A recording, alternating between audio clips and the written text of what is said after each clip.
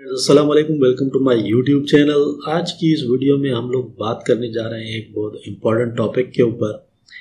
यहाँ पे मेरे जितने फॉलोअर्स हैं, जितने मेरे सब्सक्राइबर्स हैं, उनमें से ज़्यादातर लोग जो है वो अब्रॉड जाके किसी और कंट्री जाके सेट होना चाहते हैं। किसी European country, Canada, Australia, New Zealand, किसी भी कंट्री जाके वो सेट होना चाहते हैं, सेटलमेंट के लिए जाना चाहते हैं, वहाँ जाके जो है वो काम वगैरह करना चाहते हैं। अब होता क्या है, हम लोग भी एफर्ट्स करते हैं अपने क्लाइंट्स के वीज़े लगवाने के लिए, उनके अच्छे से केस रेडी करते हैं, उनको कंसल्ट करते हैं, उनको गाइड करते हैं प्रॉपरली कि किस तरीके से आपको वीज़ा मिल सकता है। उस बेस पे उनको वीज़े भी मिलते हैं।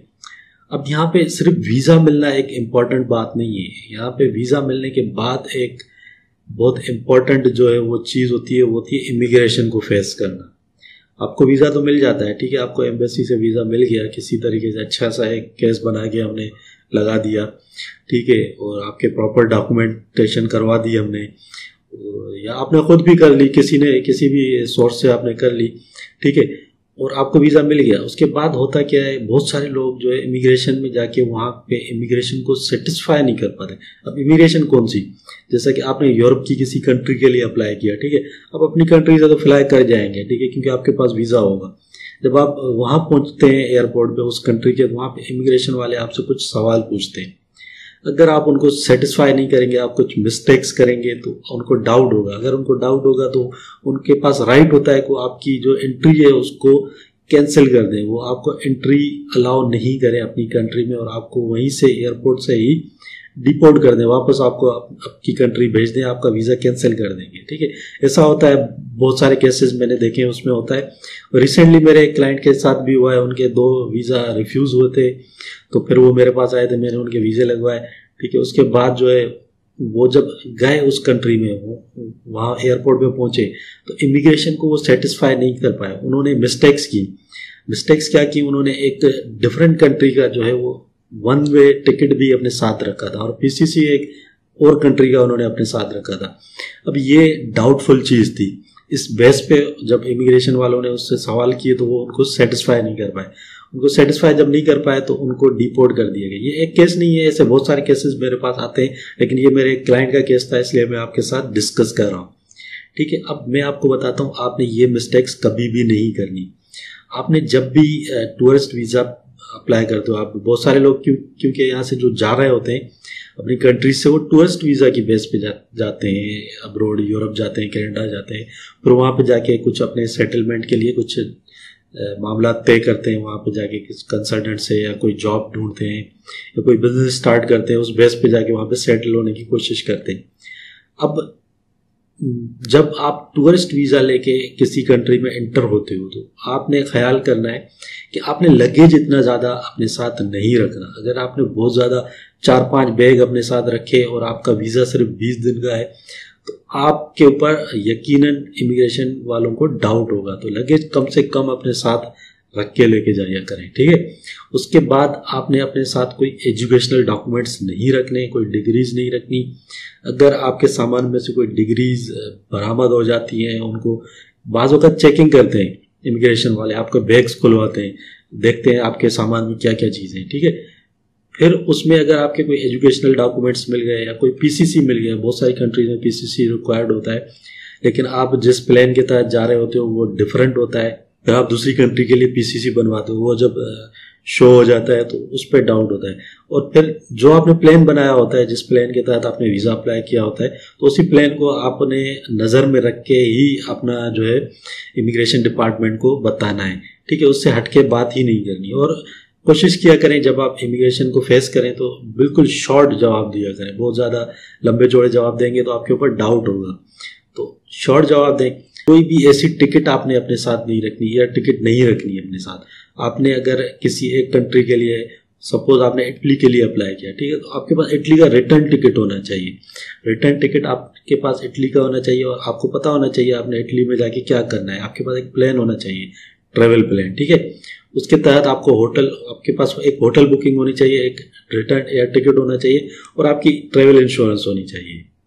इन 3 चीज़ों के अलावा और कोई डॉक्यूमेंट्स आपने अपने साथ नहीं रखने, क्योंकि फिर वो इमिग्रेशन वालों को डाउट हो जाता है, वो आपको डिपोर्ट कर देते हैं, आपकी एंट्री ग्रांट नहीं करते अपनी कंट्री में तो आपको डिपोर्ट कर देते। ठीक है, तो ये 3 चीज़ें आपने अपने साथ रखनी है, इसके अलावा और कोई चीज़ अपने साथ नहीं रखनी। अब बहुत सारे लोग क्या करते हैं, एक टिकट बुक करवा लेते हैं ऑलरेडी, क्योंकि उनको ट्रैवल किसी और कंट्री करना होता है। एज टूरिस्ट हो जाते हैं किसी कंट्री में, इटली में चले गए, ठीक है, पर इटली से उनको किसी और कंट्री में जाना होता है जहाँ पे वो सेटलमेंट के लिए कुछ ट्राई करना चाहते हैं। ठीक है, तो ऑलरेडी एक टिकट बुक करवा लेते हैं। अगर वो टिकट शो हो गई तो आप फंस जाओगे। ठीक है, आपको फिर वो लोग डिपोर्ट कर देंगे एयरपोर्ट से ही। तो टिकट्स वगैरह बुक कराने की ज़रूरत नहीं होती, चीप मिल जाती है टिकट। जब आप इंटर हो जाते हो एक कंट्री में, एंट्री कर लेते हो, जिसका वीज़ा आपने जिस कंट्री का लिया है उस कंट्री में जब आप एंट्री कर लेते हो तो उसके बाद आप वहाँ पे जो है लोकल एयरलाइंस की टिकट बहुत कम पैसों में बुक करवा सकते हो। ठीक है, और होटल बुकिंग्स आपके पास प्रॉपर होनी चाहिए, कंफर्म्ड होटल बुकिंग होनी चाहिए। आपने इमिग्रेशन ऑफिसर को सेटिस्फाई करना है कि आप सिर्फ और सिर्फ वहाँ पे घूमने के लिए आए हो। ठीक है, अगर उसको थोड़ा सा भी डाउट होगा वो आपको डिपोर्ट कर देगा।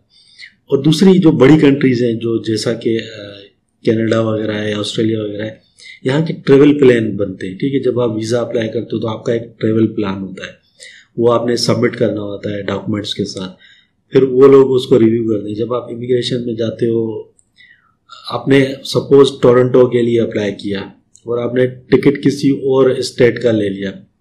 ठीक है, पहले आपने अप्लाई करते वक्त ये शो किया कि आप टोरंटो जाओगे, टोरंटो में घूमोगे, टोरंटो में रहोगे होटल में, और आपने फिर टिकट किसी और स्टेट का ले लिया है, तो वो उनके रिकॉर्ड में होता है। ये बात अपने माइंड में रखिएगा, कभी भी झूठ नहीं बोलिएगा इमिग्रेशन ऑफिसर्स के साथ जो एयरपोर्ट पे होते हैं।